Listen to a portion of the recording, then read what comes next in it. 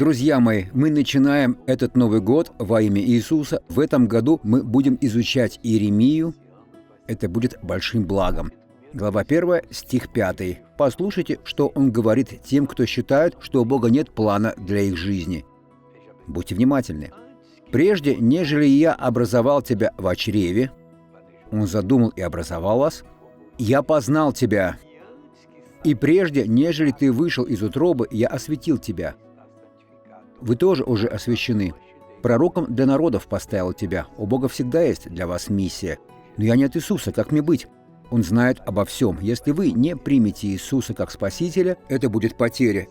Этот год станет годом ваших побед, согласно этому слову. Не забудьте об этом. Посмотрим на благословленного человека.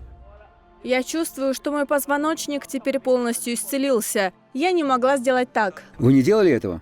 Обычно я не могла. Уже как долго? Я не доставала руками до пола. Как долго вы этого не делали? Много лет, наверное, лет 10. Теперь сделайте снова, я хочу увидеть. Вот, сделайте снова.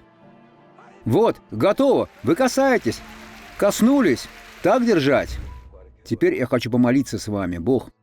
Я благословляю этого человека, чтобы в этом 2025 году он вписался в твой план, чтобы прославить Господа. Во имя Христа. Аминь. Хорошего дня и счастливого 2025 года.